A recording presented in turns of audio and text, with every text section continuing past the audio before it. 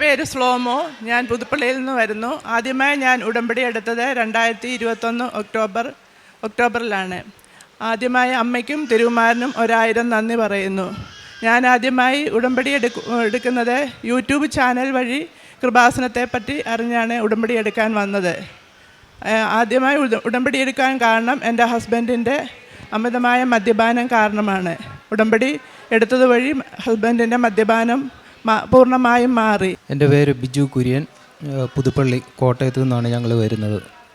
എന്നെ സംബന്ധിച്ച് പറയുകയാണെങ്കിൽ ഞാനൊരു അമിത മദ്യപാനിയായിരുന്നു. പല രീതിയിലുള്ള ട്രീറ്റ്മെൻറ്റും ചെയ്ത് നോക്കി. മദ്യപാനം നിർത്തണമെന്ന് ആഗ്രഹമുണ്ട്. അതുകൊണ്ട് പല പ്രാവശ്യം ട്രീറ്റ്മെൻറ്റ് എടുത്തു. പക്ഷേ എനിക്ക് ആ മദ്യപാനം നിർത്തുവാൻ സാധിച്ചില്ല. അത് കുടുംബത്തിൽ ഒരുപാട് പ്രശ്നങ്ങളുണ്ടാക്കി. 2 പെൺകുട്ടികളാണ്. അവരെന്നോട് സംസാരിക്കാതെയായി. വീട്ടിൽ സമാധാനം നഷ്ടപ്പെട്ടു.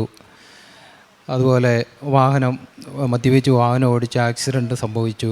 അങ്ങനെ പല പ്രശ്നങ്ങൾ. എന്നിട്ടും ആ മദ്യപാനം ഒരു നിർത്താനേ സാധിക്കാതെ വന്നു. അങ്ങനെയാണ് വൈഫ് ഇവിടെ മാതാവിൻ്റെ അടുത്ത് വന്ന് ഉടമ്പടി എടുക്കുന്നത്. ആ ഉടമ്പടി വെച്ച് അതിനുശേഷം ഞങ്ങൾ പ്രാർത്ഥിക്കുവാനും മാതാവിൻ്റെ ഉടമ്പടി പ്രകാരം എല്ലാ ദിവസവും രാവിലെയും വൈകിട്ടും പ്രാർത്ഥിക്കുവാനും തിരികെത്തിക്കുവാനും ഒക്കെ തുടങ്ങി. അപ്പോൾ എനിക്ക് തന്നെ ഒരു ജീവിതത്തിൽ ഒരു മാറണമെന്ന് എനിക്ക് മാതാവ് എന്നോട് പറയുന്നതായിട്ട് തോന്നി. ഈ മദ്യപാനം അത് വളരെ പാടില്ല, അല്ലെങ്കിൽ ഇത് ജീവിതത്തിൽ വളരെയേറെ ദോഷം ചെയ്യും. അങ്ങനെ പതിയെ ഞാൻ ആ മദ്യപാനത്തിൽ നിന്ന് മാറി. ഇപ്പം 1 വർഷമായിട്ട് ഞാൻ മദ്യപിക്കുന്നില്ല. അത് ഞാൻ മാതാവിനോട് വളരെയധികം നന്ദി പറയുന്നു. മാതാവിനോടും യേശുവിനോടും നന്ദി പറയുന്നു.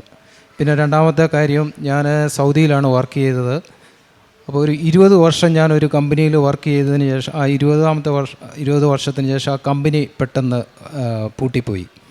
അപ്പോൾ ഈ 20 വർഷത്തെ എൻ്റെ സർവീസ് മണി എന്ന് പറഞ്ഞാൽ PF മറ്റെല്ലാം കൂടെ നല്ലൊരു തുക എനിക്ക് കിട്ടുവാനുണ്ടായിരുന്നു. അതിനുശേഷം ഞാൻ ഈ കമ്പനിയിൽ നിന്ന് മാറി ഒരു 4 വർഷത്തോളം ഞാൻ വേറൊരു കമ്പനി സൗദിയിൽ തന്നെ തുടർന്നു. ആ സമയത്തൊന്നും ഈ പൈസ കിട്ടിയില്ല. പക്ഷേ 4 വർഷത്തിന് ശേഷം, അതായത് 24 വർഷത്തിന് ശേഷം ഞാൻ നാട്ടിൽ തിരിച്ചു പോന്നു. പിന്നെ 1 വർഷം കൂടെ കഴിഞ്ഞപ്പോൾ ഈ പൈസ കൊടുക്കുന്നുവെന്ന് ഒരു ന്യൂസ് വന്നു. കാരണം ഇത് ഓൾറെഡി കോർട്ടിൽ കേസുണ്ടായിരുന്നു. ഇതിന് മൊത്തം അവിടുത്തെ ജോലിക്കാർ കോർട്ടിൽ കേസ് കൊടുത്തിട്ടുണ്ടായിരുന്നു. ആ കേസ് നടക്കുന്നുണ്ടായിരുന്നു. ആ കേസ് അനുകൂലമായിട്ട് വിധിച്ച് അപ്പോൾ ഈ പൈസ കിട്ടാനുള്ള ഇത് വന്നു കഴിഞ്ഞപ്പോഴത്തേന് അതിൻ്റെ ഒരു ഡോക്യുമെൻറ്റ്സ് അത് നേരത്തെ അവിടെ എല്ലാം സബ്മിറ്റ് ചെയ്തിരുന്നതാണ്. എങ്കിലും ആൾ ഇവിടെ നാട്ടിലുണ്ട് അല്ലെങ്കിൽ ജീവിച്ചിരിപ്പുണ്ടെന്ന് അറിയാൻ വേണ്ടിയിട്ട് അവിടുത്തെ ആ ഒരു റെസിഡൻഷ്യൽ പെർമിറ്റിൻ്റെ ഒരു പഴയ കോപ്പി അവർക്ക് അയച്ചു കൊടുക്കണമെന്ന് പറഞ്ഞു. ആളിപ്പോഴും ജീവിച്ചിരിപ്പുണ്ടെന്ന് ഒരു ഓഡിയോ ക്ലിപ്പൂടെ കൂട്ടി ഇത് കൊടുക്കണമെന്ന് പറഞ്ഞു. പക്ഷേ എൻ്റെ കൈവശം എൻ്റെ കയ്യിൽ നിന്ന് അത് നഷ്ടപ്പെട്ടു പോയി. അപ്പോൾ ഈ പൈസ കിട്ടാൻ വേണ്ടിയിട്ട് നമ്മളിവിടെ ഉടമ്പടി വെച്ചിട്ടുണ്ടായിരുന്നു. അങ്ങനെ തപ്പാവുന്നിടത്തെല്ലാം വീട്ടിൽ തപ്പി ഈ സംഭവം കിട്ടിയില്ല. പക്ഷേ പെട്ടെന്ന് അത് വൈഫ് പറയുന്നത്. ഞാനും ആദ്യം പേപ്പറുകളെല്ലാം നോക്കിയിട്ട് കണ്ടില്ല. അത് കഴിഞ്ഞ് മാതാവ് എന്നോട് പറയുകയാണ്, നീ പോയി അവിടെ നോക്ക്, നീ ഒന്നുകൂടെ അവിടെ പോയി നോക്കെന്ന് പറഞ്ഞപ്പോഴത്തേന് ഞാൻ വീണ്ടും പോയി നോക്കി. അന്നേരത്തേന് എനിക്ക് ആ പേപ്പർ കിട്ടി. അതെല്ലാം സബ്മിറ്റ് ചെയ്ത് എൻ്റെ ഹസ്ബൻഡിന് ആ പൈസ കിട്ടാനുള്ള പെൻഡിങ് മണി എല്ലാം കിട്ടുവാൻ അമ്മ മാതാവ് സഹായിച്ചു. അങ്ങനെ ആ പേപ്പർ അയച്ചു കൊടുത്ത് ആ പൈസ മുഴുവൻ കിട്ടി. അപ്പോൾ അത് മാതാവിൻ്റെ വലിയൊരു അനുഗ്രഹമാണ്. കിട്ടത്തില്ല എന്ന് വിചാരിച്ച ഒരു സംഭവമാണ്. മാതാവ് ഇങ്ങനെ തോന്നിപ്പിച്ച് ഇന്നടത്ത് പോയി തപ്പാൻ ഒരു തോന്നലുണ്ടായി. അവിടെ പോയി തപ്പിയപ്പം വൈഫിൻ്റെ പഴയൊരു ഫയലായിരുന്നു അത്. വൈഫും കൂട്ടത്തിലുണ്ടായിരുന്നു, അവിടെ ജോലി ഉണ്ടായിരുന്നു. ആ ഫയലിനകത്ത് തപ്പിയപ്പം നമുക്ക് ആ പേപ്പർ കിട്ടുകയും പണം പൂർണ്ണമായിട്ട് നമുക്ക് കിട്ടുകയും സാധിച്ചു. മാതാവിന് വളരെയധികം നന്ദി അറിയിക്കുന്നു.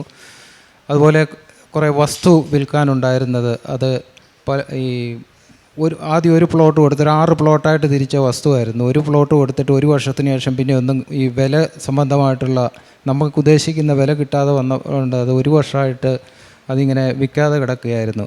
അതിനും ഞങ്ങൾ ഇവിടെ വന്ന് ഉടമ്പടി എടുത്ത് പ്രാർത്ഥിച്ച് ഒരു 2 മാസത്തിന് ശേഷം ഒരു 3 പ്ലോട്ട് കൂടെ വീണ്ടും വിൽക്കുവാൻ സാധിച്ചു. അതും മാതാവിൻ്റെ അനുഗ്രഹമായിട്ട് ഞങ്ങൾ കരുതുന്നു. പലവിധമായ അനുഗ്രഹങ്ങളും അത്ഭുതങ്ങളും മാതാവ് ഞങ്ങളുടെ ജീവിതത്തിൽ നൽകി. അതിന് മാതാവിനോടും യേശുവിനോടും വളരെയധികം നന്ദി, സ്തുതി, സ്തോത്രം. കാരുണ്യ പ്രവർത്തികൾ എന്ന് പറഞ്ഞാൽ ഞങ്ങളെ കൊണ്ട് സഹായിക്കാൻ പറ്റുന്ന എല്ലാവരെയും സഹായിക്കാൻ പറ്റുന്ന എല്ലാവരെയും സഹായിക്കാറുണ്ട്. അതുപോലെ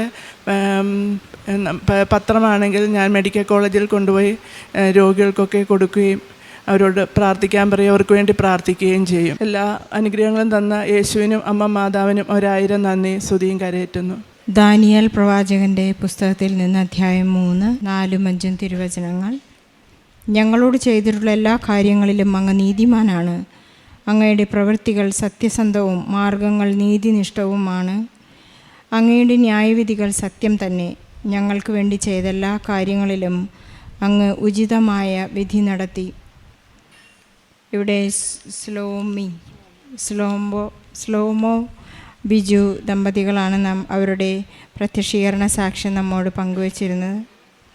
അവരുടെ ജീവിതാവസ്ഥകളിൽ ഉണ്ടായ എല്ലാ സങ്കടങ്ങളെയും പരിശുദ്ധ അമ്മയ്ക്ക് ഏൽപ്പിച്ചുകൊണ്ട് ഉടമ്പടിയിലൂടെ ഒരു വിശ്വസ്തതയുള്ള ഒരു ജീവിതത്തിലേക്ക് മുന്നേറിയ വലിയ ഒരു സംഭവ കഥയാണ് ഇപ്പോൾ നമ്മോട് പങ്കുവച്ചത്. പരിശുദ്ധ അമ്മയ്ക്ക് ഈശോയ്ക്ക് നന്ദി പറയാം. ബിജു എന്ന സഹോദരൻ വളരെയധികം കാലം തന്നെ സൗദിയിൽ ജോലി ചെയ്യുകയും അവിടെ ഒരു മദ്യപാനത്തിന് അടിമപ്പെടുകയും ചെയ്ത ഒരു അവസ്ഥ അദ്ദേഹത്തിനുണ്ടായപ്പോൾ അദ്ദേഹത്തിനത് മാറിക്കിട്ടണമെന്ന് വലിയ ആഗ്രഹമുണ്ടായിരുന്നെങ്കിലും അത് സാധിക്കാതെ വന്നു. ചില ദുശീലങ്ങളിൽ നിന്നെല്ലാം നമുക്ക് വിടുതൽ ആവശ്യമുണ്ട് എന്ന് ഉടമ്പടി നിബന്ധനകളിൽ നമ്മൾ ടിക്ക് ചെയ്യുമ്പോൾ തന്നെ നമ്മുടെ ആദ്യത്തെ 3 ദുശീലങ്ങളിൽ നാം മാറി നിൽക്കും, നാം ഉപേക്ഷിക്കുമെന്ന് നാം ടിക്ക് ചെയ്യണം, ഒരു പ്രോമിസ് ചെയ്യണം.